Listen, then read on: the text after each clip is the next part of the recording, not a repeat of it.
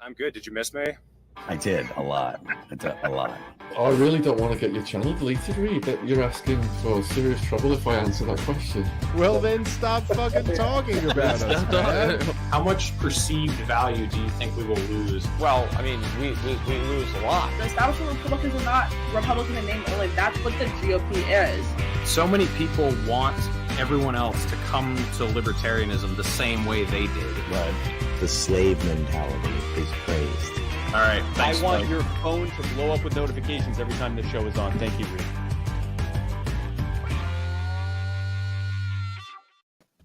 Hello, everyone. Thank you for watching another episode of The Naturalist Capitalist. I hope you're all having a good night. I sure am. I've got Scott Horton on the other end. How you doing tonight, Scott? I'm doing great. Good to be with you. So the first question I got to ask you, is there a warrant out for your arrest right now? Because I saw you murder for some parking tickets. Well, I saw you murder someone on live TV on a stage, and I was wondering if you got away with it. I'm talking about Billy Crystal, of course, or Bill Crystal, not the actor, but yeah, no, that was fun, and thank you. I'm glad you considered it a win. I was worried that I would. I mean, well, boy, I better turn this audio down here. I knew that I would win, but the question was by how much and whether I would make y'all proud or whether you'd be like, man, it was all right, kind of thing. So I'm glad I didn't let y'all down, man. Yeah, I hate that son of a bitch too. When I was watching, I would have been embarrassed if I were Bill, because I mean, he just didn't seem like he had anything prepared. I mean, I don't did he have notes? I don't even remember, because he seemed to. Yeah, he did. Like, he had a folder full of things, and when I started talking, he started taking notes. I could see him out of my peripheral vision there, kind of busily writing things down. And then somewhere in my first opening thing, he just quit. He put his pen down. He quit taking notes. And then I've had a couple of people say to me on rewatching, I've actually only seen the thing once. I need to go back and watch it. But I've been told a couple of times that was when he gave up, was right then. But he kind of was like, okay, well, I'm just going to go back to my bromides. I'm not going to try to counter these points, which, to be fair to him, I was being unfair in a way where I just pummeled him with so many points that he couldn't possibly respond to them all. So that kind of gave him the opportunity to just kind of ignore the things I said and just go, well, that's the way you see it. You know what I mean? Without having to really engage it. But the thing is, I mean, I knew going in there, this is Bill Crystal that we're talking about. So, he's always completely aloof. You know what I mean? He doesn't care what anybody says. Code Pink ladies have screamed war criminal at him 500 times, dude. He doesn't care. You know what I mean? So I knew I wasn't going to be able to move him at all. So I might as well, win the debate for the audience and, hopefully score some points on the point, really, to the audience about the efficacy of interventionism, whether or not Bill Crystal was the one I was beating up on there. But just, all these wars that he and a lot of other people supported, they haven't really worked out as advertised. And, it was Dave that pointed out, and he was kind about it, but I really dropped the ball at one point in the questions and answers when one of the questioners said, well, can you name one of these that you stand by that's a success after all this time? And he went back to 1994 in the Balkans. And then I debunked that and said, actually, it was the American ambassador that ruined the peace deal there, that caused that to happen. But that's not the point. Or I could have made that without details. I could have said that really quickly. And the real point was, wow, everybody, did you hear that? He's not willing to even stand by Kosovo, much less Afghanistan, Iraq, Libya, Syria, Yemen, Somalia at all. The entire 21st century, forget it. According to Bill Crystal, his magazine, The Weekly Standard, were major ringleaders to the push for the war in Kosovo in '99 as well. Justin used to always claim that it was Crystal who said this. It wasn't actually Crystal. He was the editor of the magazine. But it was somebody else in the Weekly Standard who wrote, it's time to crack Serb skulls in this war. And that was, he wouldn't even stand by that. Iraq, Libya, Syria, Afghanistan, which we just left. He couldn't say, well, I think Afghanistan, Obama just ended the surge too soon. If only we'd stayed and done better, we could have won by 2016 and things would be fine. Right? Like he could have come up with some line. Yeah. But he didn't even try to come up with some line about any one of the 21st century wars at all. And I really, I was too distracted looking at my notes of the points to refute on the smaller scale and was missing like the big picture. Like, wow, what an admission by him that, at one point he did say, yeah, Iraq was probably a mistake, which that was huge. And I don't think he's ever admitted that before. I could be wrong about that, but I don't think he's ever said that before. But this was better than that even. This was him refusing to stand by any of them of this century at all. So that to me is pretty, profound when he was the ringleader of them all. Who could stand for all these wars if Bill Kristol can't anymore? Yeah. So did you get a lot of feedback from people who have seen it who were not already in your camp? Did you move anybody that you know of, or has anyone messaged you or emailed you? I don't think I've gotten any messages from people who had their mind changed by the thing, but I've been told by people that they showed it to people and changed their mind with it. And I was told that one guy told me the story that the lady sitting behind him was on a blind date, or not a blind date, but was on a date and had been stood up. So she didn't even know what she was doing there or who was even on. So he goes, well, the fat guy's the bad guy and this other guy's going to beat up on him for us.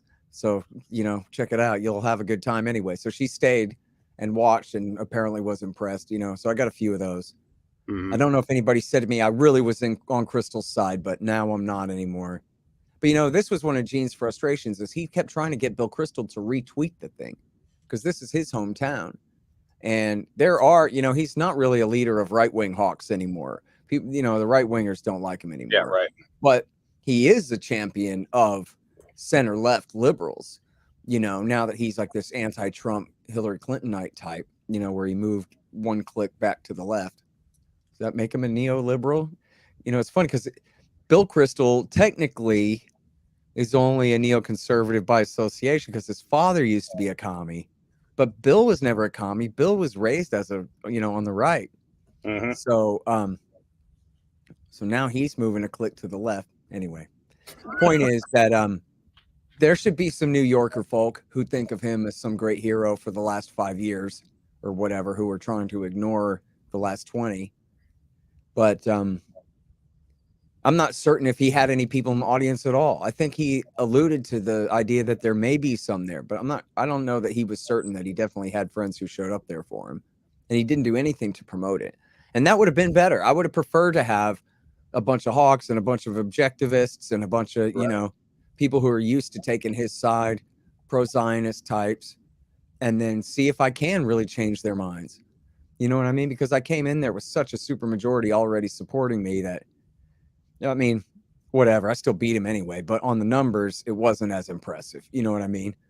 Yeah. I would have really preferred to see a bunch of people, if that's possible. I don't know, but if it was possible, it would have been nice to see a proportion of the audience really change their mind from hawks to not, but yeah. It seems like the Iraq and the war in Afghanistan, they're losing a lot of support, but I don't know really anyone or very few people who think that Vietnam was a good choice. So it seems like the more time that gets in between us and some dumb war that we fought, the more people end up just admitting that it was dumb. So do you think that in 30 years, everybody is going to think these wars were dumb, or what's your thought on that? Well, it's already, super majorities already said we should have never done Iraq or Afghanistan at all. And that includes the soldiers. And according to the Pew poll of 2019, the soldiers, and previous polls as well, the soldiers say that in higher numbers than the rest of the population, that we never should have fought them at all. And so that's pretty significant. And I think people know. Hell, how old were you at the time? Like Iraq War II, 2003? 9. Oh, yeah. So you were a kid. But, for people who are adults during that time at all, man, they were relentless for a year and a half. Saddam is going to give the most dangerous weapons in the world, sarin, nerve gas, and maybe nuclear bombs to terrorists who attack this country. And we have to launch this preemptive war to protect the American people from weapons of mass destruction. They could nuke you in your jammies. You are in danger. For a year and a half, they beat us over the head with that. And then as soon as they got there, they went weapons of mass destruction. No, this is Operation Iraqi in fact, freedom. Yeah. they originally named it, no lie, Operation Iraqi Liberation, OIL. And then they were like, oh, geez, I guess we better fix that. When they meant to name it, you know, I wish I was smart enough to come up with a good Israel acronym right now. But anyway, Iraqi freedom. And now it's just all about democracy and all of that. So people remember, even the pro-war side, I think they cringed a little bit during that. You know what I mean? They're like, man, you really did say this whole thing about how they might kill my mom. And now you're telling me that, like, man, no, it's all just charity. You know, charity for Arabs. We're going to remake their society because we love them so much. Or it just doesn't ring true to people, you know? It wasn't true. And then, but at the time, of course, the left half of America was right on this stuff. So the right wingers were wrong and refused to admit it, refused to concede. And even, you know, Ron Paul helped, but it really wasn't until Trump got up there and started pushing Jeb around and calling him a loser for being brothers with George, that was finally, I mean, think of it. They nominated McCain in 08 and Romney in 12. They would not break from the Bush legacy until Trump got up there and like pushed Jeb down on the playground. Like, you're a loser because your brother's a loser, you loser. And then, you know, because that was how he made, which he did it, and it was perfect, and I loved it. That's the thing I love about Trump the most, was the way he just absolutely bullied the crap out of Jeb and Hillary and treated them like trash. You know, your husband's a rapist. Whoa, all right. Now we're playing ball. You know what I mean? That's presidential politics, you know, the way I like it. And the way he destroyed Jeb Bush and used W. Bush as the albatross to hang around his neck, you know. So that was what really, you know, changed the mind of the right and made them willing to admit that, you know, it made it okay for them to admit that this was all wrong. You know, I'm rambling, but I gave a speech to the Republican Liberty Caucus in Corpus Christi probably 2 years ago. Great group of guys down there. And the whole way down, I just couldn't get my head around like what kind of speech I wanted to give and what I wanted to say and whatever. In fact, my idea was I would give them a speech about how to attack the right from the right and phrase all this stuff for Republicans and all that. But what am I, an idiot? I was going in front of a group of Republicans. I should have just gone up there and attacked the right from the right, not give them a speech about that, but go up there and give them the most right-wing anti-war speech I can. That's the job, dummy. So instead of getting up there and starting with, Donald Trump says going to the Middle East is the worst decision any American president ever made. Donald Trump says we already lost the Afghan war and we should get out of there now. Donald Trump says all this stuff, and boy, is he right about that. And thank goodness for the, you know, Trump breaking from the Bush legacy, and get the crowd on my side with that. And instead, I didn't do that. And one guy who had had a few to drink, I think, got really pissed off because his son was over there in Afghanistan, or had been, or something, and got up and wanted to fight me. And was like, how dare you contact the war and whatever. Well, he was not right, but he was right that I didn't do it right. I should have got up there and attacked the right from the right and said, this is why the Republican Party must be the anti-war party now. That Donald Trump, this is his key insight that makes him so great, you know, compared to the others and whatever like that. To appeal to that sentiment in them, because that's what it was that led them to this. But then here's the point, Reed, is that it's true, right? The war was a disaster. All the wars have been a disaster. We should have never done a regime change in Kabul and tried to create a new government in Afghanistan. We sure as hell should not have sent the 3rd Infantry Division, the entire goddamn Marine Corps, into Iraq the way that they did. And then not only that, but knock off the government, de-Baathify everything, take the Shiite side in a 5-year civil war. I mean, how could anybody now, other than John Bolton, just sit there and go, I still like it? Yeah, right. No one else will dare say, yes, the Iraq war was a good idea, because they couldn't add another sentence to the end of that. They couldn't keep talking and elaborate. You know, they might say, what are they going to say? Well, it's a democracy. Yeah, for the Shiite supermajority under the thumb of the Iranians, who are, you know, total chauvinists and lord it over their conquered Sunni former countrymen, you know, and commit the massive war crimes against them for, you know, this whole time still, and leaving this unresolved mess in this country. You know what I mean? There's nothing to argue for it. Yeah. People gave their best friend. People lost their legs and their buddy in the big battle for Ramadi. And then what did they get out of it?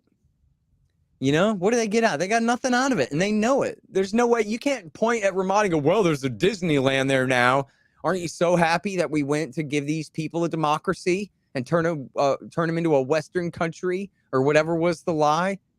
We tracked down the September 11th master planners in Iraq. No, they weren't there. Wrong country, you know? So anybody who was there, people who were, all they knew at the time was hoorah. They know better than that now. It's unavoidable, right? Donald Trump, the reason that it worked when he bullied Jeb Bush is because he was right. If it had been the other way around and Jeb Bush was trying to bully Donald Trump and go, you didn't even support the war, that wouldn't have worked. Right. That would have never worked, you know? And it was just too late for that. And so, So I got a question for you about yeah, right wing, or you can finish your point if you got something else. But well, I was just gonna say, you know, we can welcome back the Vietnam syndrome. You know, what our government called this mental illness of the American people's reluctance to go overseas and fight these no-win wars in other people's countries where we don't belong, trying to prop up this dictator in power or that one against the wishes of their own people. And with occupying troops like Vietnam and Iraq and Afghanistan like this, it's bananas. Who in the world, you mentioned Vietnam, who in the world could have believed in Afghanistan and Iraq after Vietnam? Well, who could believe in any one of these ever again after Vietnam, Afghanistan, and Iraq? Now, you know, there's just no way that you could stand by this and say, no, we just need to try again harder in Iran or whatever it is. So I say bring on Iraq War syndrome and celebrate it. We're not supposed to be an empire anyway. And leave these other countries alone to solve their own problems internally their own way. yeah, I mean, I think in general that there is a sentiment that's building, like you said, a super majority of people disapprove of all this stuff, but it's mostly past tense. I feel like in the present tense, when something happens, a lot of these people forget all of that. When Trump airstriked Soleimani, I mean, I'm not just talking about Republican legislators or like people in Congress. My Republican friends were banging the war drums, like my hardcore Trump Republican, you know, redneck dudes or whatever. They all wanted to, you know, just go in and wipe Iran clean off the map. And then with Joe Biden pulling out of Afghanistan a few months ago, same thing. It was like, oh, this is such a disaster. We should have stayed there longer and, you know, had a better investment or had a better return on our investment. You know, we just should have done more. We should have, you know, left troops there or whatever. So like, it seems like when they see something in the past, they can realize it was a mistake. But whenever something is happening in the present tense, it just goes right over their heads. Do you think that's true? Or do you think they're starting to catch on with that too? Well, no, I mean, I think in the main, that's correct. You know, right wingers like being macho and kicking ass, and you mess with us, you get beat down. That's how it goes, you know. And then I don't know why in the world they always believe what they're told by the same TV that lies to them about every other thing. But they say, oh, the Ayatollah is going to get you. And they're willing to go with that. They're willing to believe in that. And look, you know what? I mean, I have to admit, dude, that, you know, I was 15 at the time and I supported Iraq War 1. And my parents were not hawks, you know. They're not Republicans, and they were not hawks on the war. They don't like that kind of stuff. Like, they aren't hardcore against it or anything, but they weren't for it. Mm-hmm. But I was, because I'm a boy. You know, I like supersonic jets and tanks and explosions, and the bigger the explosion, the better. And if you really ask 9th grade me to try to care at all about the fate of Iraqi civilians, you might as well be asking me about the right of fire ants. And not only like fire ants in my yard, but fire ants in Louisiana or whatever. I don't care what you do to them. It doesn't matter. What matters is I like explosions and loud noises and stuff. I don't know. Heavy equipment. You're a truck driver. You understand. You'd like my job. Yeah. Yeah. So yeah, it's exciting. And so, if you're a right winger, and that in a sense, it seems to include like a certain degree of denial of humanity of the rest of the people of the planet, where it's really only America. It's a really kind of weird sort of nationalism, or not weird. I don't know. It's an ugly kind of nationalism and they teach this in school. We have rights because of the Declaration of Independence and the Bill of Rights. Well, the rest of the world, they don't have that. So that means they don't have rights. So that means it's okay to bomb them, and they don't always explain it quite that simply, but pretty much like that's how it goes. And this is especially true when I was a kid. I don't know if it's exactly like this now, but it was really like this a lot when I was a kid. Like overseas, there was a plane crash. 26 Americans were killed. And they wouldn't even say how many other people were even on the plane or also died at all. They wouldn't get a mention at all. Yeah. They really do make it. By the way, that's still exactly the same. I'm pretty sure. Yeah, it is. I mean, so there's just, and you know what? I can never find this clip, Reed, and world, I apologize if I got this wrong, but I'm 99.999% sure this exists. And it's not the same clip where it's Nixon and Kissinger. And I think it's Kissinger. It might be Haldeman or something. I could swear it's Kissinger. I have the Nixon tapes. I need to go back and find this somewhere. But it's not where they're talking about nuking Vietnam. It's a different clip than that.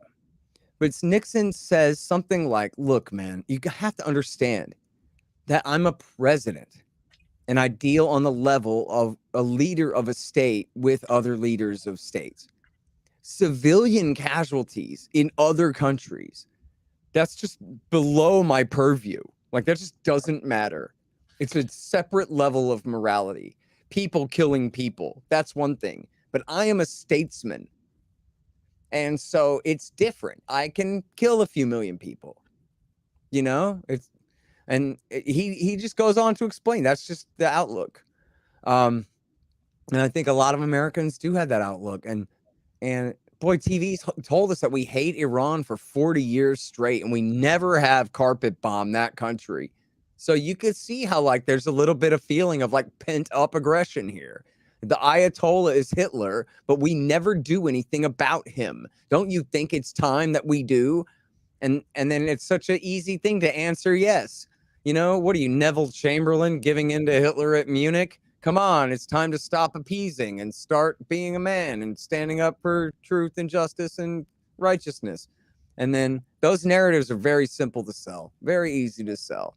And you're right that it's shameful too, that especially at this point, we ought to be way past can't get fooled again on this stuff.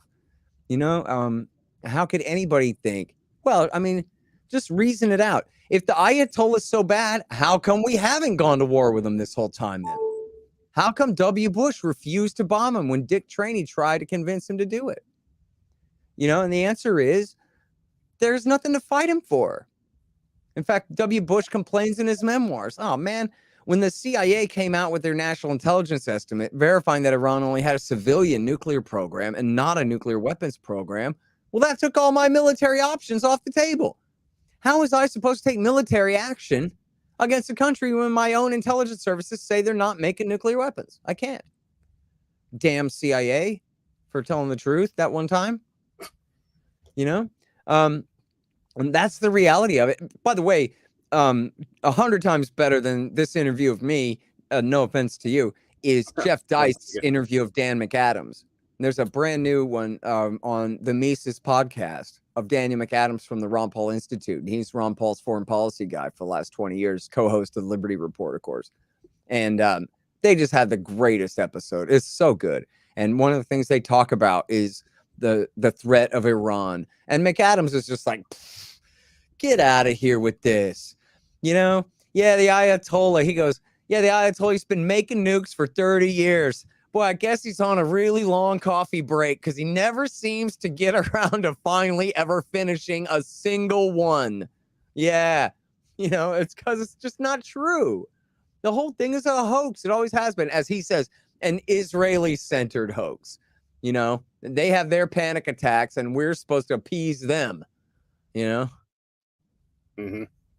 Yeah. So it's weird how war has kind of evolved throughout the ages. I mean, back in the day, there used to be these giant superpowers fighting each other, like World War II. And then we got nukes, and we had so much technology that it was going to be disastrous if we start fighting each other face to face. So then we start doing all these proxy wars like Vietnam, and then eventually what we're doing in the Middle East. But something that I've really realized with the pullout from Afghanistan, we might have removed the ground troops, but we still have the what's it called, the over the horizon approach there, which is targeted drone strikes, which, as we just saw on the news like a couple months ago, it killed 7 innocent children and civilians. And it seems like that is going to be the next style of warfare, even though we're still doing the boots on the ground in a lot of these countries. It seems like that's what we're moving toward. Do you think that's true? And do you think it'll be harder for the public to see through that? Yes, but not in Afghanistan. So let me just say, I was optimistic about this. I think I called this right back, if you go back to the beginning of August, or even, earlier in June, July, that Biden says he wants an over the horizon capacity, but just do a geography check. The Russians are not, they've already said hell no to bases in Turkmenistan, Tajikistan, Uzbekistan, any of those. And they have the sway there to say yes or no. Obviously, we can't put bases in Iran.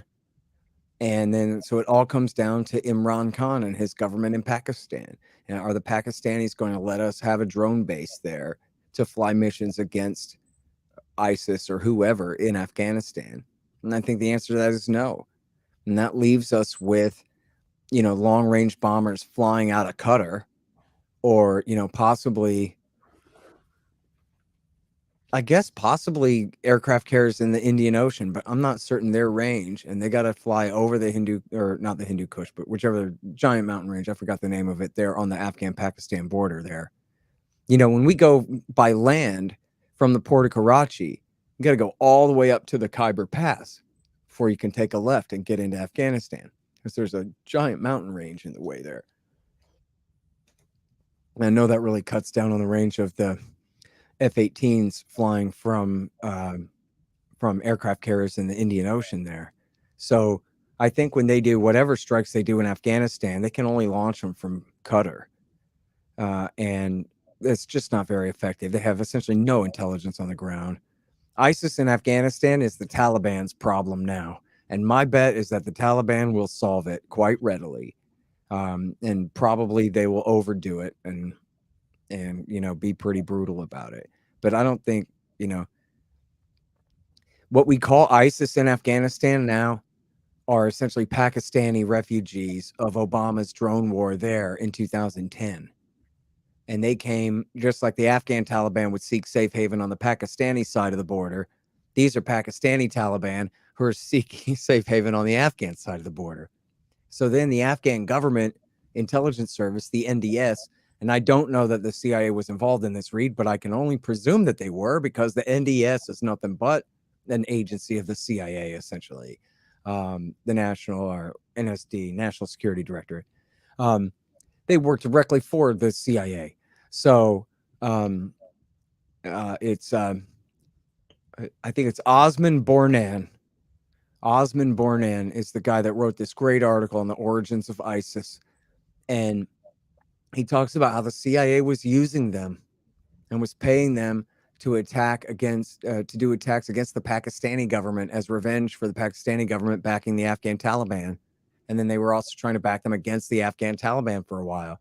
But then in, I'm going to say 2013, they hoisted the black flag and declared that they were part of ISIS. And then at that point, they made themselves the enemy. And at that point, that gave the Americans an opportunity to ally with the Taliban against these worse bin Ladenite, berserker types, and which they did. And 1 year ago, in the Washington Post, October 2020, Matthew, what's the guy's name? I'm sorry, I forgot. Matthew, what's his name with the new Afghanistan book? wrote a thing in the Washington Post about how JSOC was flying, as they put it, the Taliban's Air Force in flying drones, providing air cover and doing assassination strikes against ISIS targets in conjunction with the Taliban. So I think that's where that's just going to be left. I don't think that they can do this in Afghanistan anymore. I don't think anybody nearby is going to let them. And if they want to launch bases from Qatar, who are they going to bomb? I mean, unless it's the Taliban calling in the airstrike, who do they have on the ground to call in the airstrike? And I just don't think, I think they're going to have to just sit back and hope that the Taliban, that if they do compromise with these people rather than obliterating them, that they make their conditions extremely strong. And by the way, I do think that the Taliban has every reason in the world to live up to their agreement and not support international terrorist groups in that country, and certainly not let them carry out terrorist attacks outside their borders. I think they learned the lesson of that mistake the very, very hard way over 20 years. And the Taliban, regardless of all the propaganda, they never were bin Ladenite, Leninist, revolutionary types. They always were right-wing conservatives, not radicals. And they want their Islamic emirate and revolution in one country, and not this kind of bin Ladenite, long-term, long-scale time horizon for revolution throughout the region and all that. That's never been their vision. So they would be giving up everything that they have won, which is everything they ever wanted, in exchange for something that they do not want. And so, and then would be getting would be inviting the B-52s back to decimate them and their army again. So I'm pretty sure that they're not going to do anything like that. And when the Hawks say that they still back Al-Qaeda, they're always exaggerating and obfuscating and kind of bait and switching a little bit. And well, the Taliban works very close with the Haqqanis, and the Haqqanis work very close with Lashkar-e-Taiba, and they fight the Indians in Kashmir. So fucking what, right? Like what does that have to do with anything? But you're supposed to pretend that that means they're breaking the deal with us, and that amounts to supporting Al-Qaeda or something. It's just not really accurate. Now, to your larger question of, is this the future of warfare? Yes, in the sense that, well, look, this goes to show what a racket it all is, okay? Here's the division of labor. The Army and the Air Force are heavily targeting a buildup in Eastern Europe against Russia. The Navy and the Air Force gets around, they want to build up against China and have a Cold War against China in the Pacific. Now, what's the difference? The difference is the Navy doesn't have much of a role in a war against Russia, and the Army doesn't have much of a role in a war against China. So, what would it take for the Army to say, actually, there's not really a threat from Russia? We agree that the Navy and the Air Force should focus on China, and we'll just sit out and do nothing, right? Or for the Navy to say, the Chinese, they're our second biggest trading partner. We love them. We get along with them just fine. We don't need to build up against them. The Army's right. Russia's the real problem. We're going to sit this out, and you guys focus on containing the Russians, right? Instead, it's both, because it's just like any other budget deal. That you guys get your money and we get our money, and you get your bogus make work program, and then we get ours. And then you have the Special Operations Command. And the Special Operations Command wants to fly drones and send in, assassination teams, Rangers and Delta and SEALs and whoever, all throughout the Middle East and Africa forever. And especially they're invading Africa. And I have two different quotes in the book, one from the New York Times and one from Defense News, where the military guys in charge say very simply, because they don't know to be ashamed of it, they just go, well, look, now that we're drawing down from Iraq and Afghanistan, we need something to do. So we're looking to go to Africa. We're trying to find ways to stay globally engaged. So we're globally engaging the Africans. It's a self-licking ice cream cone. They're, in a sense, begging the question. You know what? We know we have to invade Africa. Now we just have to figure out a reason why we're invading it. You know what I mean? Now we got, oh, look, this guy gave a rifle to that guy. Now they're linked together. And so now we can send squads here, there, and the other place. You know, they always deny they're in Nigeria, but then one of the generals confirmed to Nick Turris, we've lost guys fighting in Nigeria, you know, where they didn't report those casualties. This is, and much of almost all of this, and it's all in the book. This is the consequence of the war in Libya. The war in Libya spread jihadists down into Mali and all throughout West and Central Africa. And then that becomes the excuse to simply escalate and escalate and escalate. And so, you know, we got top tier and second tier special operations forces in Mali, in Niger, in Chad, in Central African Republic, in Sierra Leone, in Burkina Faso, Nigeria, the entire Lake Chad region there in the Sahel, you know, south of the Sahara Desert. And yeah, they want to go on like this forever. You know, we got troops in Mozambique now fighting against, you know, would-be bin Ladenites in Mozambique, which is, you know, in the southeast, adjacent to Madagascar, over there on the far side of the entire continent. And then they just announced a couple weeks ago they're sending troops into Congo. Troops into Congo, which just means, yeah, drone strikes and assassination strikes. And, you know, most of these places, it means we're not invading and attacking the state government there. We're allying with the government against armed rebels in their country or in neighboring countries, right? So it's not like we're going and doing a regime change in Chad or a regime change in Niger. We're there with the permission at the behest of their governments to help keep whatever problems that they have down. But see, the thing is this, as you could well guess, right, that whatever, you know, rebels that you have, dissenters, armed groups fighting in Sierra Leone or fighting in Chad, well, they probably don't have much to do with bin Laden's philosophy, religion, or politics at all, right? These are local indigenous groups with their own local indigenous problems, such as they hate the current government and want to overthrow it. Well, as far as you know, or as far as I know, those armed groups are the good guys, and their governments are the ones who deserve overthrowing, right? And instead, we're backing the government against them. Or the other way around. Maybe by backing the government against them, maybe they are the bad guys, but maybe by backing the government against them, we're only going to make them more powerful and discredit and destabilize the government we're supporting and end up leading to the bad guys taking over. And do you think that any idiot at Foggy Bottom up there in Washington, D.C. knows which horse to bet on in all of these things? And it's just, and you know, I need to learn a lot more about this, but there's really good writings about how all American and Western intervention led to the giant genocide in Rwanda of 1994 that they all then invoke to say we have to intervene everywhere in the name of humanitarianism. Because remember that one time we didn't, and it was really, really bad.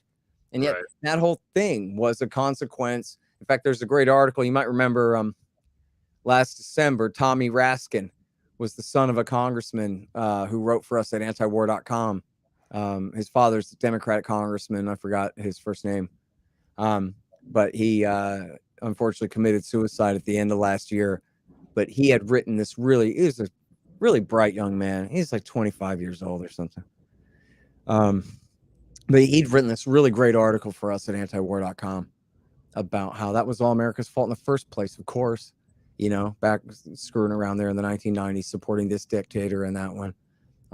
In Uganda and Rwanda and, you know, and that whole area, and Mobutu in Zaire, which then, you know, of course, when he finally was overthrown, was renamed the Democratic Republic of Congo again, or it was Congo before that. But anyway, so yeah, and you know, look, this is what Donald Rumsfeld always wanted, Reed, was light and fast, get in, get out, kill the guys we want to kill, sending special operators with rifles and laser designators, sending the Air Force behind them to obliterate anything that they point at, and then get the hell out and on to the next one.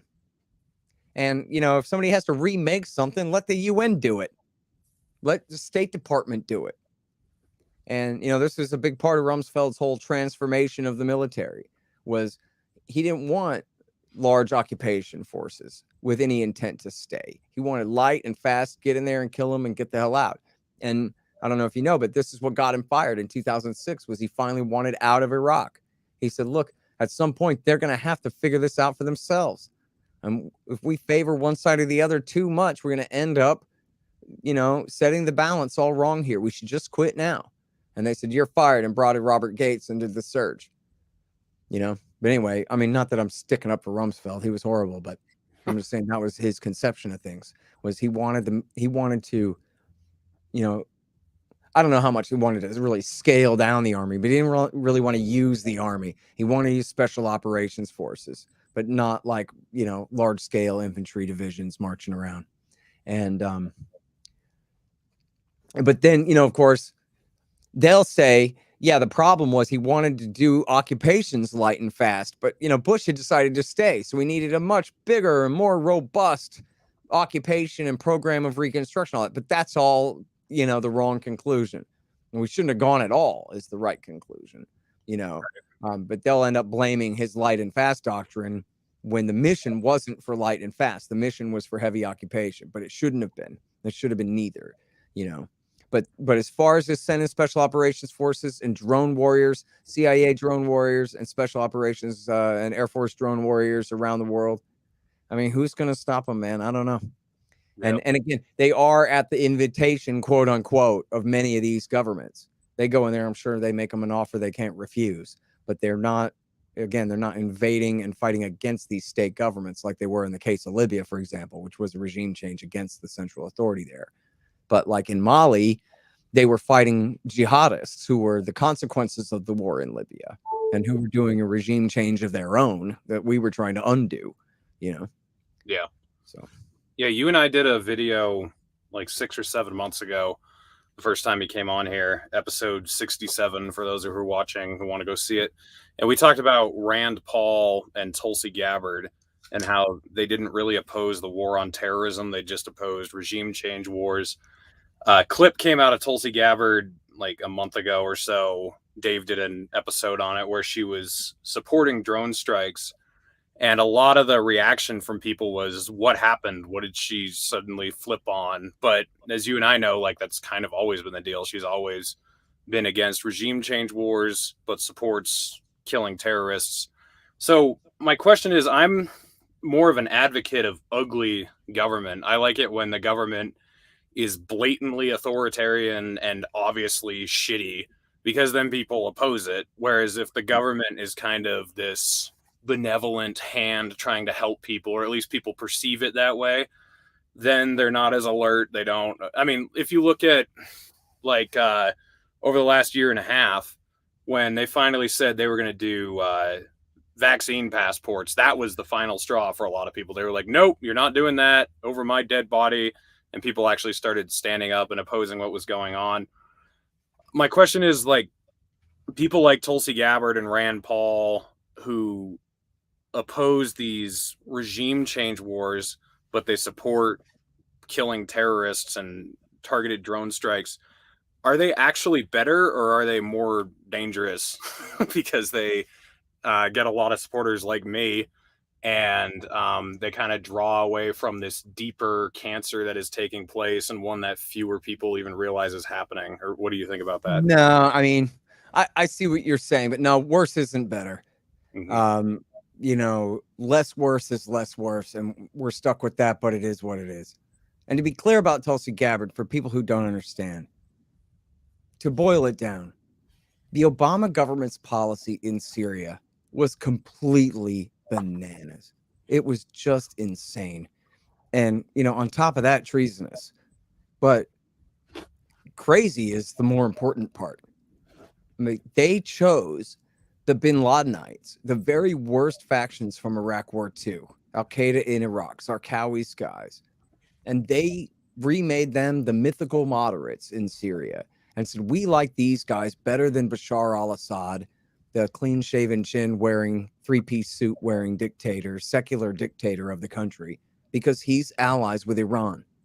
And even though it was the bin Ladenites that knocked our towers down, not Hezbollah and Iran, that's what our, you know, frankly, our Israel first government has as their priorities.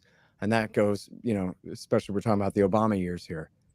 And so they went for it. And in fact, honestly, there may be something to the idea that as crazy as this was at the time by the people who were saying it, there may have been a kernel of truth to the idea that Hillary Clinton and her staffers, like Huma Abedin, they were a bit sympathetic to the Muslim Brotherhood. But the thing is, the Muslim Brotherhood in Qatar, they sit in the parliament. In Egypt, at least then, they were a bunch of rich old men, conservative old landowning doctors and lawyers and people like that. Whereas in Syria, they were pretty bad dudes. They were basically equivalent to the bin Ladenites in the war, and they were the basis of Ahrar al-Sham, which is, essentially a bin Ladenite militia, no different than the worst of the other militias that fought in that war. But I think that there was an argument that, no, these guys aren't as bad as the Al-Qaeda guys or whatever. And this is something that I've noticed, over and over throughout the years. People ascribe different reasons for it. But one thing is that when new developments take place, the government that is so reluctant to revise their policy and revise the premises upon which their policy is based. So, read, one day we're going to get rid of Assad and we're going to replace him with a government that's better and less worse, and that respects human rights and holds regular elections and doesn't commit such horrible violence against this population, whatever. Right now, then I come to you in a few months and I go, actually, it turns out we really don't have any good guys to prop up. There's only bad guys everywhere. And so what do? Well, the answer is not admit that we were wrong 3 months ago. The answer is try harder, see what you can do, see if we can find some people that maybe can fit the bill, and just keep going anyway. And then it'll be months and months or even years before they will make the adjustment to the policy, even when they know that they're wrong. And a huge part is just not being able to admit it, not being able to admit that, geez, we talked ourselves into this, but we really shouldn't have done this. The same thing is part of what goes on with the war in Yemen, where you can find quotes from, it's Robert Malley, and what's the other guy's name? I quote him in the book.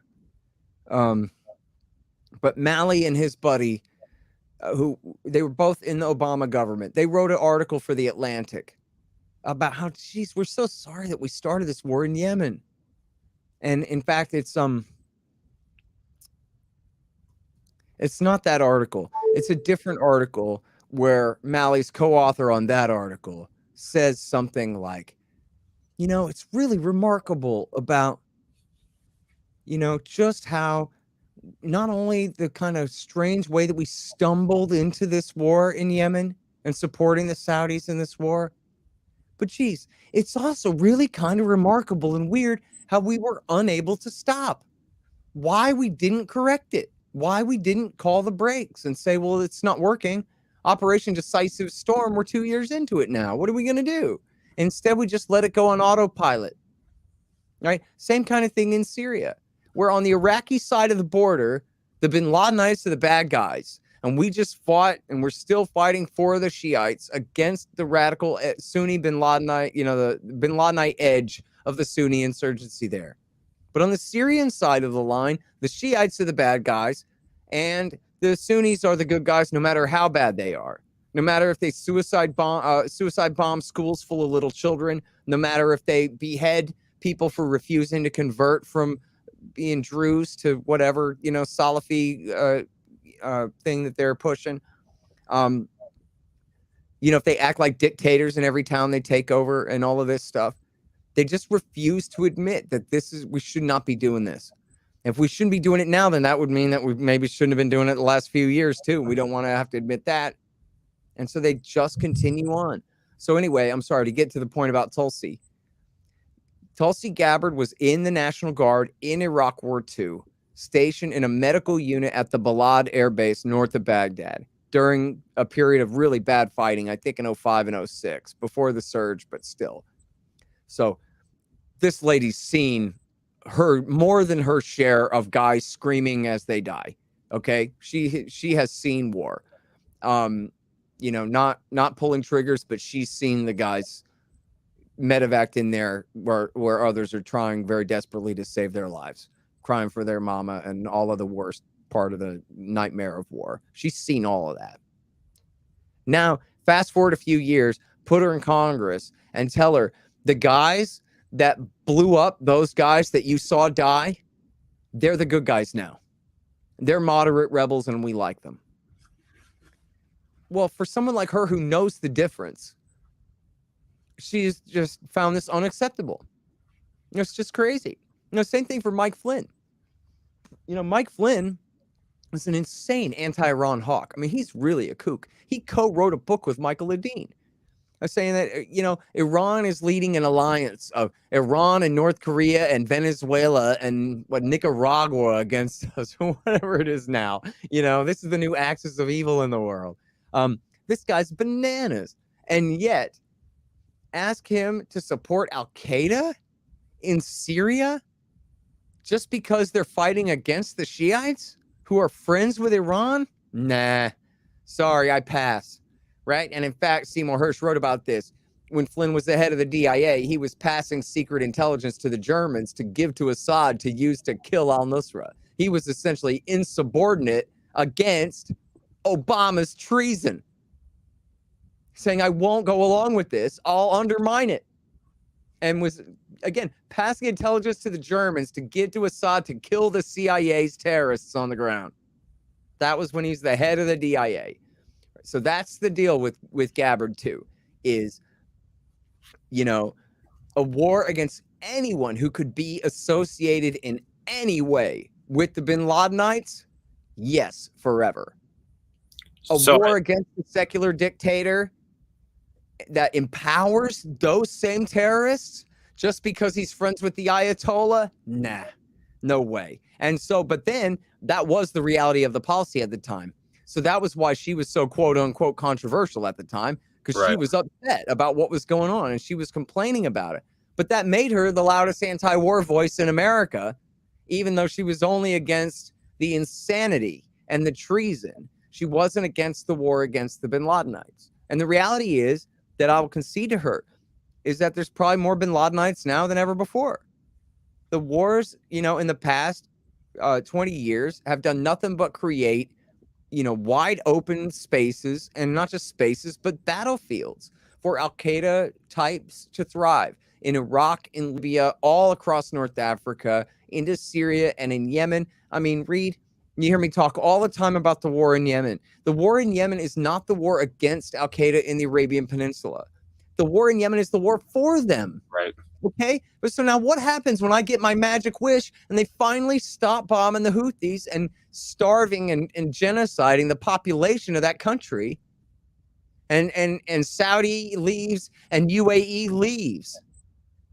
We've got Al-Qaeda in the Arabian Peninsula far more powerful than ever before. Who knows even how to measure it?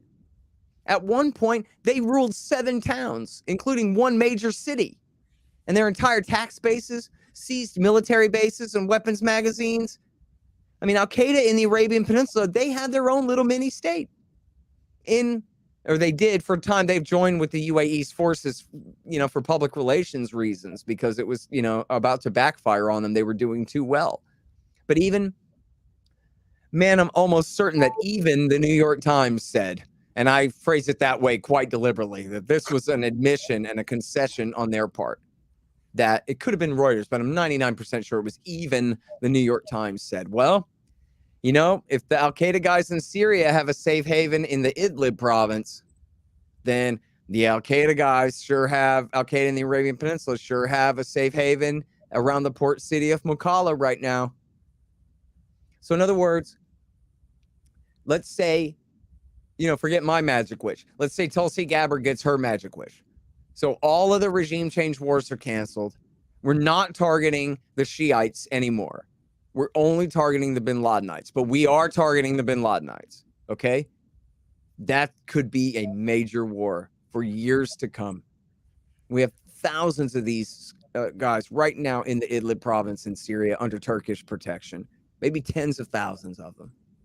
And I don't know how many we're going to have of AQAP in the aftermath of the current war there. But it could be enough to justify essentially switching sides in the Yemen war again, back to whoever is fighting AQAP, possibly even backing the Houthis again against AQAP, as they did in the beginning of 2015. Yeah, so, I mean, I I knew that this was the case, like with both Rand and Tulsi, and I supported both of them for president, but I don't think I realized how important it was, because I would say like, oh, they're like 90% with us on war. They just disagree with the war on terrorism. But as time has gone on, and I've listened to you, I've realized that it's pretty much 50%. It's not 90%. I mean, it's only halfway there, right?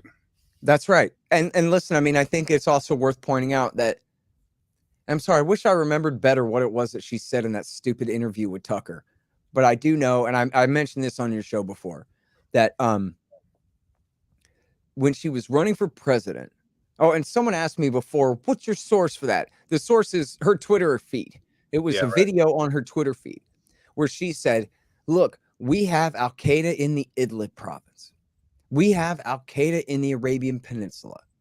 We have Al-Shabaab in Somalia. Well, I'm sorry, we're already stretching quite a bit now, okay? Al-Shabaab is a local insurgency. Sometimes they shout the word Al-Qaeda out loud for a sack of gold coins from the Saudis or something, but they are not an internationalist bin Ladenite revolutionary group. I mean, they are a local indigenous problem at most. But she says, so we have Al-Qaeda in the Idlib province, Al-Qaeda in the Arabian Peninsula, Al-Shabaab in Somalia. And now she's out of groups. She's out. She can't name. I guess maybe she said, I don't even think she did say, but she probably could have said, well, and there's Al-Qaeda in the Islamic Maghreb, supposedly in Algeria. Or something like that. Some bin Ladenite tied groups in Libya. I don't know. Instead, she says, there are hundreds of these groups around the Middle East and Africa. And that's just a damn lie. That's ridiculous. It was ridiculous when George W. Bush claimed that they were in 60 countries back when he launched this war. And there may be more bin Ladenites now than ever before, but in 100 countries there are? And she wants to fight drone wars and special operations wars in all of them from now on? I mean, it's completely crazy. And it looks like your feed is frozen up there a little bit, but maybe it's just your video and not your audio. Can you remind me what all stupidity she was saying in that Tucker interview? Because I know he was bringing her on to set her up to be a dove, but that just didn't work out. Yeah, can you hear me, or am I not? Yeah, I can hear you fine. Go ahead. All right. Oh, yeah. there you are, froze too. Okay. Yeah, this is what happens when I'm doing it from my truck. But yeah, he had her on to criticize the fact that no one had been fired and no one was being punished over the Afghan withdrawal, right? Mm-hmm. Yeah, or I mean, just I think it was specifically the drone strike that happened. He was like, why is no one being fired or whatever?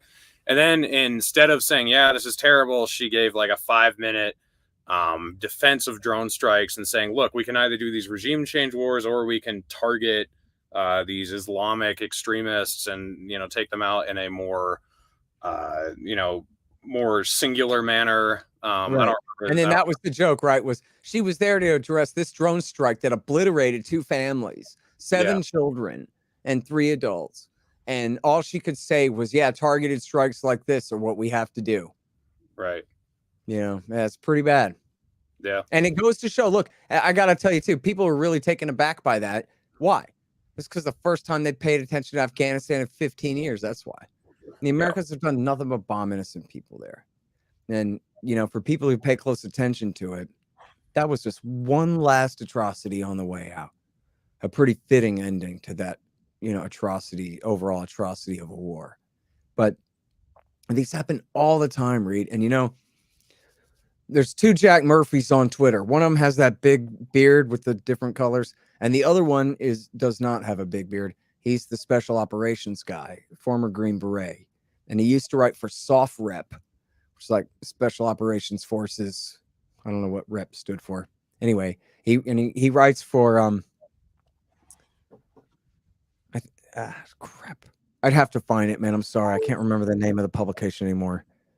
But I just interviewed him back 3-4 weeks ago, okay? And what had happened was, I think I told you before probably, when Trump came in, he wanted to end the war in Afghanistan, but they made him escalate instead. And he did. He escalated the air war massively. And he canceled any restrictions that the Obama people had put on, which were very few. I mean, the number of innocent people killed in the Obama years based on how loose their restrictions were then is legendary. Then Trump comes in and cancels every restriction that he can under the law. And not only that, but he delegates the authority to call in airstrikes all the way down the chain of command as low as allowed by law to, I don't know, captains or colonels or whatever it was, where before it had to be a 2-star general to give the okay, something like that. And we already knew that. And there's a great article by Nand Gopal called The Other Afghan Women in the New Yorker that just came out recently, where he describes from the point of view of the women of Helmand province, what it's like to be bombed by the Americans for the last 20 years like this, and all the people that they've lost, all the innocent people that they've lost, you know, my cousin and his brother and the thing, and on down the line, you know. But then, so Jack Murphy has this piece where his sources are the drone operators.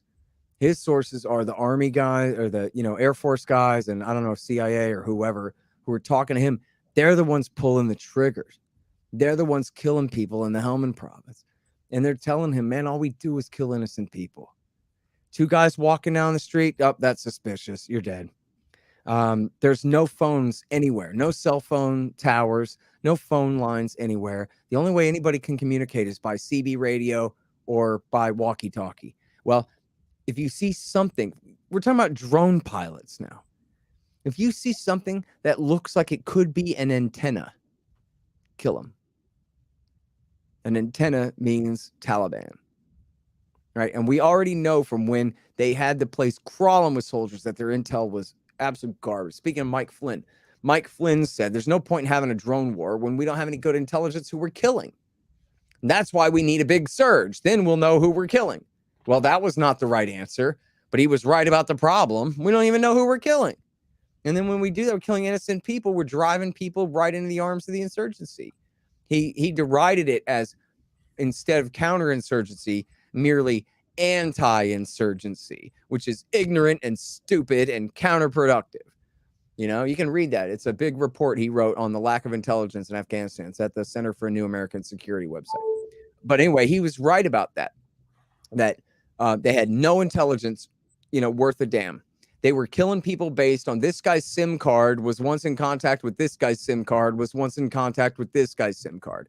So it's just like playing, you know, 6 Degrees of Kevin Bacon, which I don't know if you know this, but I saw a cool thing on the Discovery Channel years ago about how they figured out with this link analysis that read everyone in the world is 6 degrees away from Kevin Bacon. Now, it's not just actors who've been in movies with actors who've been in other movies who've been in. Every human on the planet is within 6 degrees of Kevin Bacon. We all are. So now, if you're just a kook, especially if you're an army kook with a computer, then you can just draw.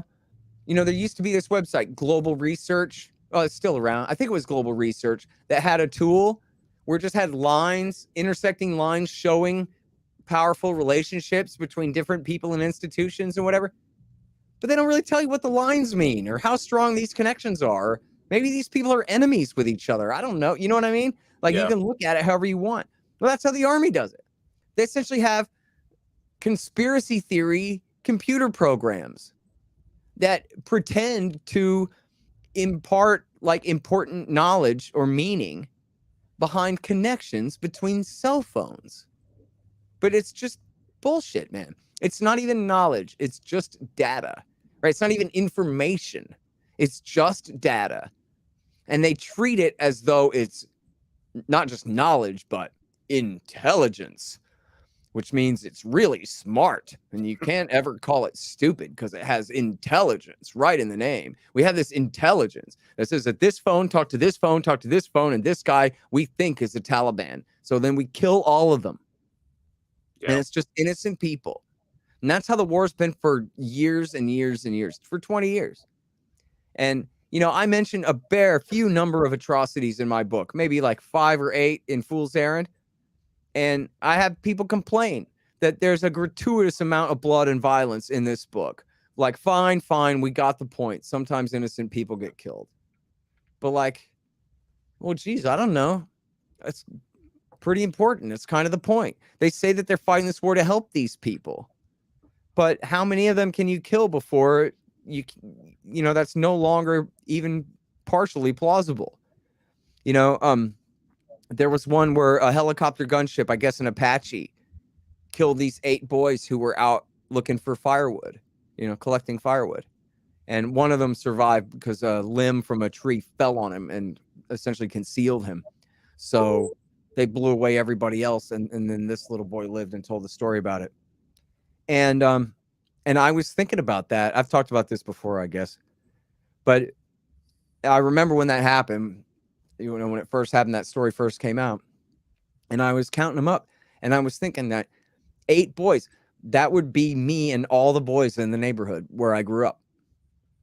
All of my friends on my street and the next street and 2 streets over, the kids I skated with, their brothers and whatever, right? Like this was essentially like, what would it have meant for me and my 8 closest friends in the neighborhood, us boys, to all get obliterated by a helicopter gunship while we were out innocently looking for firewood?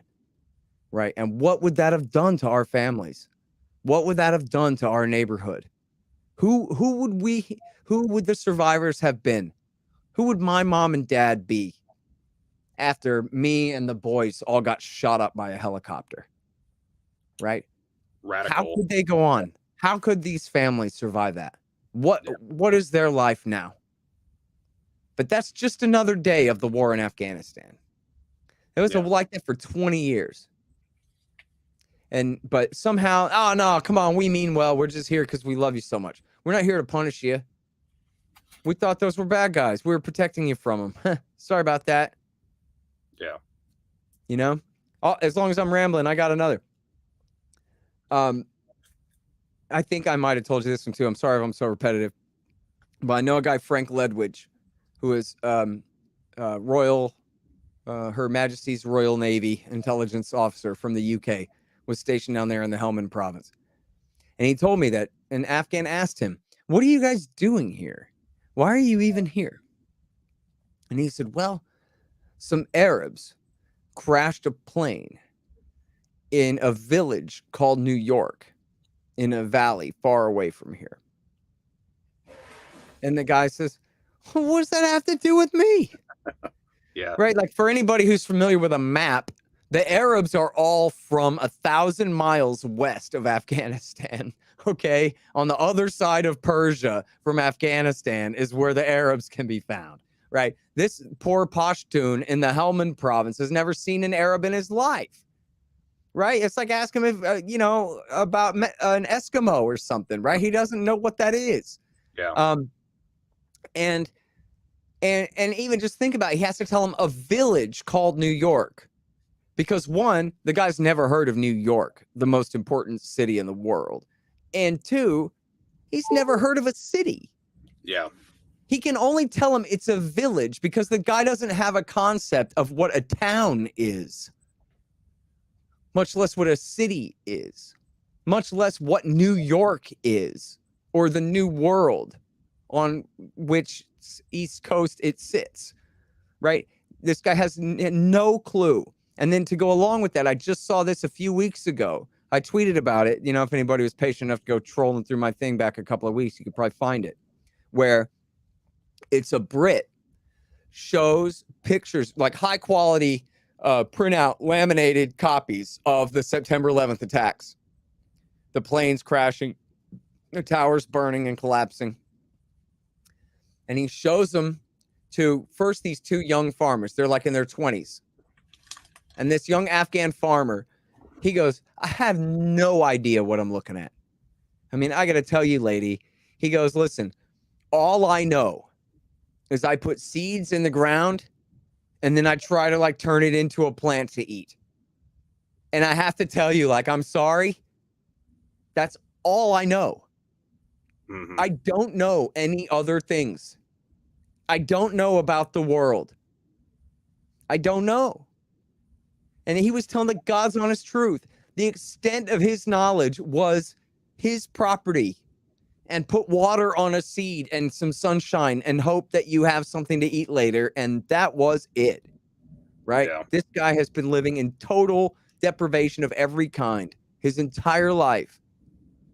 He has no idea. He's at pains to try to explain to the lady with the camera that I don't know what you're talking about. In fact, like, I don't know anything at all. Then they show the same pictures to some village elders. And the village elder, this is in the Helmand province in the south. And the village elders are looking at the pictures. And they're just completely flabbergasted. They have no idea. Okay, they're looking at Manhattan. And they're like, what is this? And one of the old men says, I think maybe it's Kabul. Right? These guys have no conception whatsoever of what the capital city of their country looks like at all. They've never seen a picture of Kabul.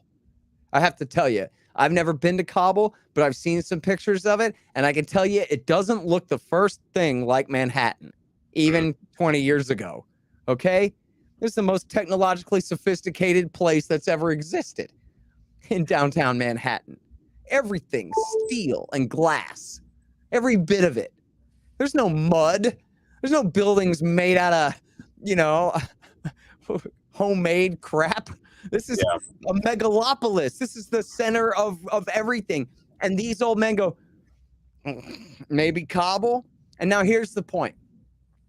The point is, that's okay, Reed, because we're not there to punish them for September 11th, right? The poll says that 92% of the Afghans have never heard of 9/11. 92% have never heard of it, have no idea what it even is.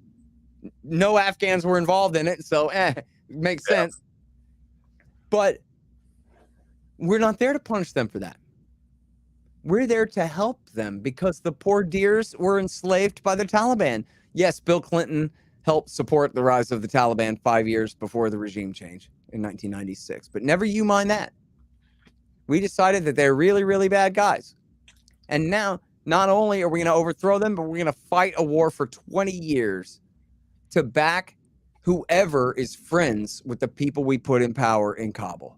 And if that means the very worst warlords, back to that Anand Gopal piece in the New Yorker, everyone should really read this. It's really, really good, dude. You really like it. Make your computer read it out loud to you while you're driving. It's called The Other Afghan Women. And, you know, where they talk about this. He interviews these people in great detail about what their lives have been like down there in the Helmand province. And one of them was about how there's this terrible warlord that the Taliban came and removed. And they were so grateful. And they didn't like the Taliban either. But God, at least they got rid of that one guy. And then the Americans come and put him back. And the guy's just a ruthless war criminal, drug dealer, child rapist, monster. And all over the country, it's the same story over and over and over again. The Americans come and take the very worst people and put them in power. And then so no wonder people prefer the Taliban to some guy who kidnaps and rapes their children. What do they think they're doing? You know, other than prolonging the thing and cashing checks. But as far as like accomplishing their mission, you know, creating a new government made of people who were so evil they made the Taliban look like heroes when they came to town to get rid of them. So, yeah, I'm sorry, I'm just ranting, but the point being that people got really upset about that drone strike, not because, oh, the poor victims, but just because of the incompetence and how bad it looked. It was embarrassing for America that was part of our embarrassing withdrawal. But that's the name of the war. That's the nature of the war we've been fighting this whole time. You know, it's ultimate brutality. Yeah. You got time for one last question, or you got to run? Sure. Yeah. So I met you at Freedom Fest. That was great. And I watched in person your debate with Ayaan Hirsi Ali. And I'm an atheist. I used to be a Christian, but she was one of the people I sort of listened to who started making me question all that. And then other people like Sam Harris, Christopher Hitchens. What I find ironic is that so many of these people who hate Islamic extremism, they support these policies that create Islamic extremism. And I know you're also, I don't know if you're an atheist, but I know you're not a religious person.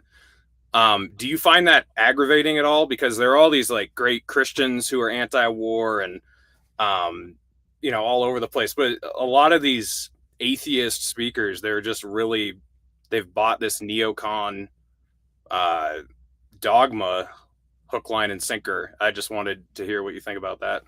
Yeah, no, I agree. I am an atheist. I've never believed in any religion at all. It's all ridiculous to me. No offense to people who believe in it, but I don't believe in it even a little. But I hate all the new atheists. I hate Christopher Hitchens. Glad he's dead. And I'm not impressed whatsoever by Dawkins or Harris or any of these guys. I mean, for Christ's sake, I figured this out that, yeah, mythology is mythology in 3rd grade. And I was over resenting Christians for being like overbearing Baptists trying to save my soul and whatever by the time I was like in 10th grade. Because, I mean, I don't know. I guess I look at it like a lot of people have very good reasons to believe what they believe. And I believe in liberty first, and it's kind of none of my business. And especially I know a lot of people have faith because they got nothing else.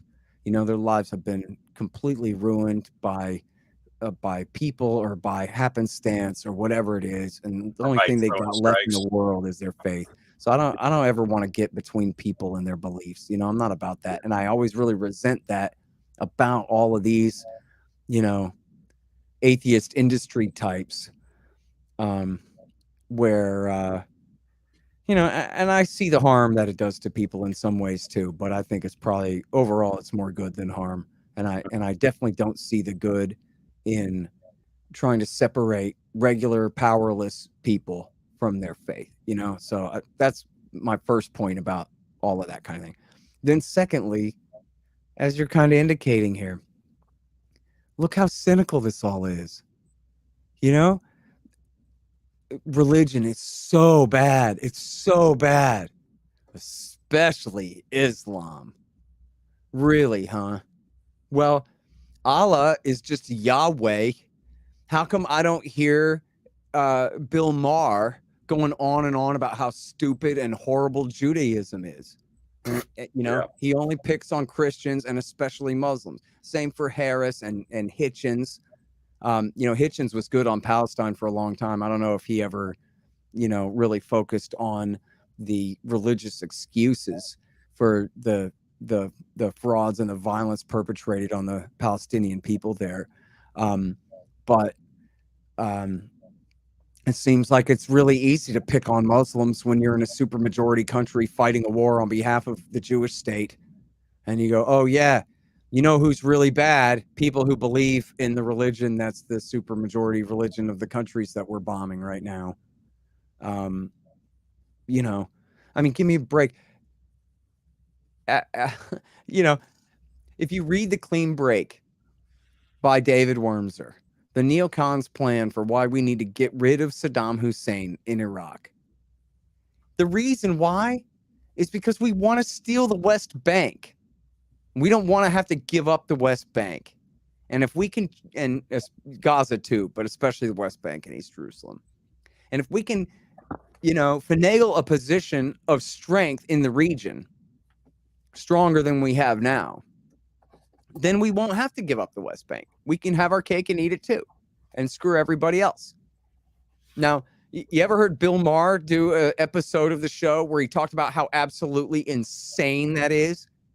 Nope. That these people believe in this absolutely ridiculous mythology about Abraham and Solomon and Moses, and that there's this ancient promise that says a bunch of Russians get to steal and own Palestine and take it from who? From the people who are actually the descendants of the ancient Hebrews? Get the hell out of here. He doesn't ever say that. He doesn't ever say Judea and Sumeria. It's the West Bank and it's private property. Get off. You don't ever hear him say that. You don't ever hear him attack the Jewish God. You hear him attack Christians, but he doesn't attack Episcopalians with power, right? He attacks poor Baptist redneck fools who believe in the prosperity gospel or whatever it is. But he doesn't attack power. And it's the same with all of them, man. And frankly, I think all it is really just dressed up Zionism. I think that's what it is. And remember, Israel was founded by secular communists mostly. They didn't believe that God gave them that land. They just believed that they could take it. And what are you going to do about it?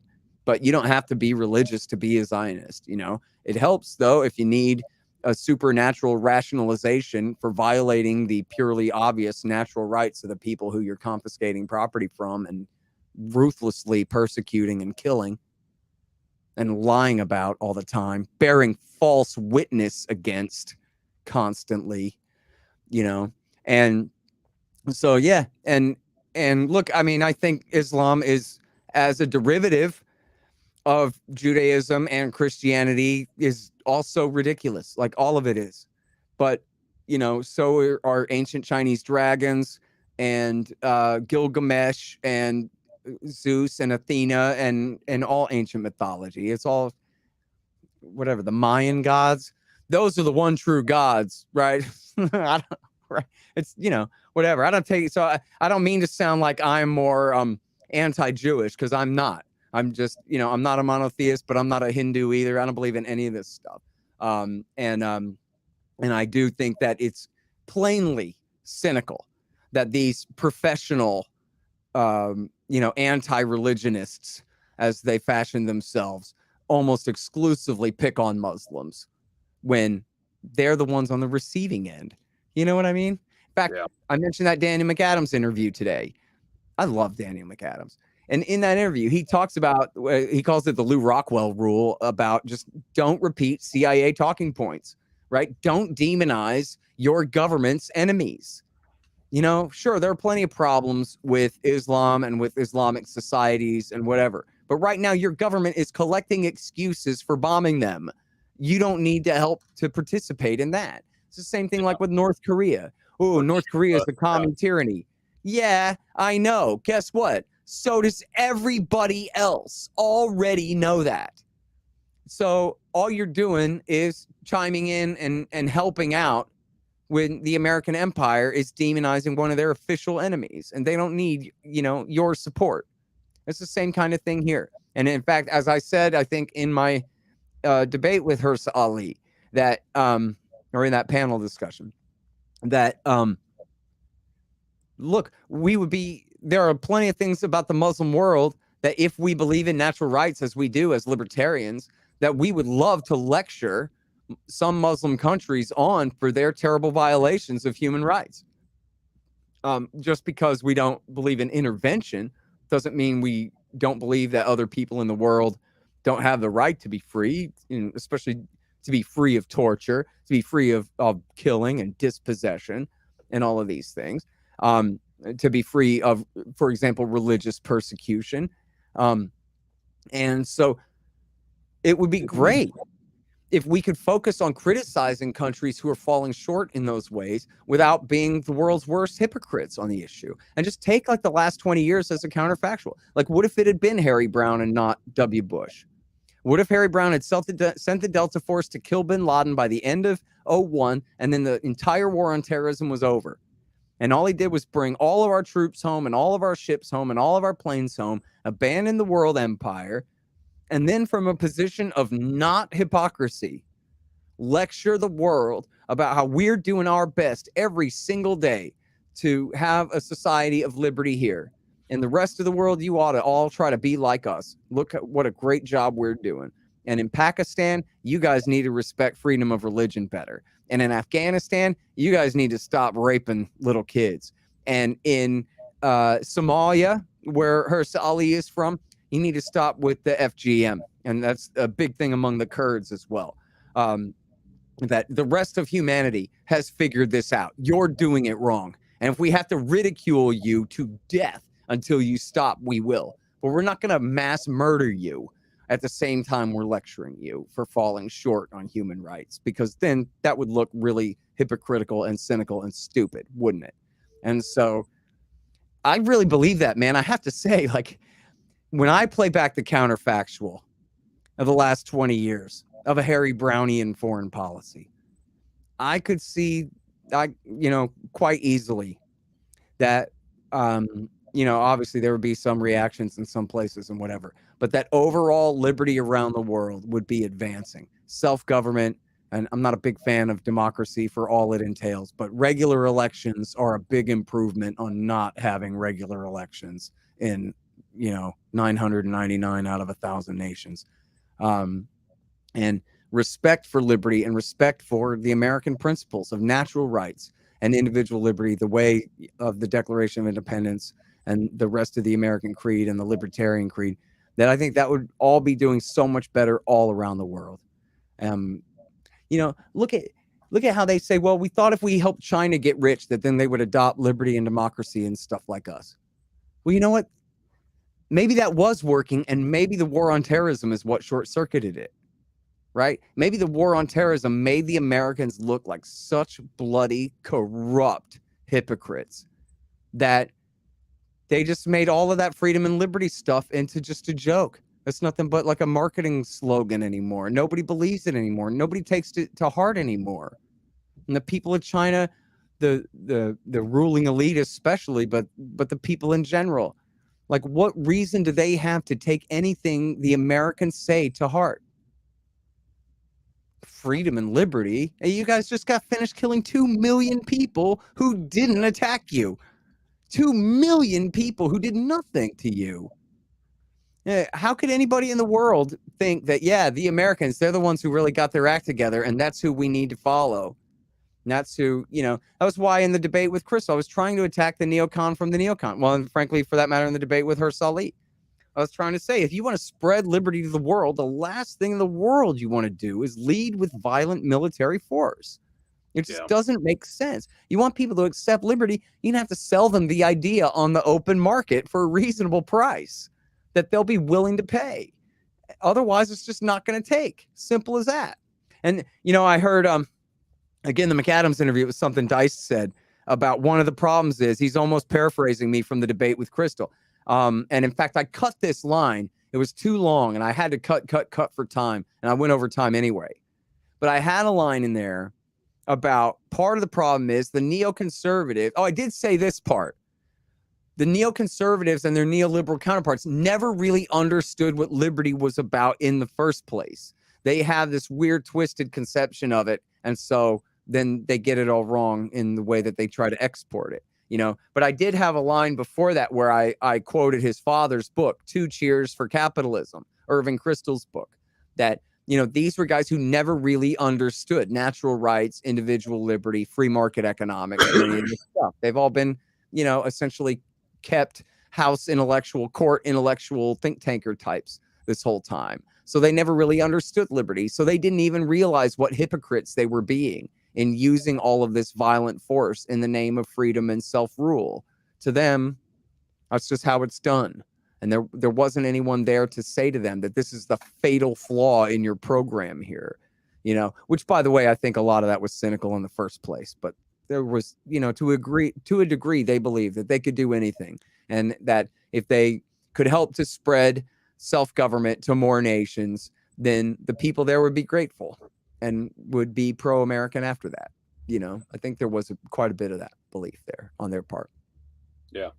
Well, thanks for joining me tonight, Scott. It's always great talking to you. I know your book, Enough Already, Time to End the War on Terrorism, is coming out on audio soon, right? And a lot of my trucker friends will like that. So I don't know if you want to plug anything before we end, or... Yeah. So it's fund drive time right now at the Libertarian Institute. That's me and Pete Quinones and Kyle Anzalone, along with Tommy Salmons and Keith Knight and Patrick McFarlane, all of us podcasters, but also then we got these great writers, Kim Robinson and Connor Freeman and Lori Calhoun and Jim Bovard, and put together a great site for you every day at libertarianinstitute.org. And then I'm the editorial director. I should say I'm the director of the Libertarian Institute. I'm the editorial director of antiwar.com, which I urge people to read every single day, especially Jason Ditz and Dave DeCamp and their news summaries every single day. And we got great, all of the best in-house writers as our regular columnists there. And then, yes, you're right. My audiobook is coming out soon. I still got to go over. There are a few errors in there that still got to get cleaned up, but I'm really, really, really shooting hard for the end of this week. I plan on having that up for you guys. And then, yeah, I'll leave it at that. Oh, and I got a show. I've done 5,600 and something interviews, and you can sign up for the podcast feed there at scotthorton.org. And at my YouTube channel is youtube.com/Scott Horton Show. All right. Well, thanks, Scott. Everyone watching, look in the description. I've got links to some of the stuff Scott mentioned, and also my Odyssey channel, if you can subscribe to me there, because I don't know how much longer I'll be on YouTube. Thanks for watching. I will be live streaming tomorrow night with Sal the Agorist at 9 o'clock p.m. Eastern time, so check in for that. And thanks again, Scott. Thank you.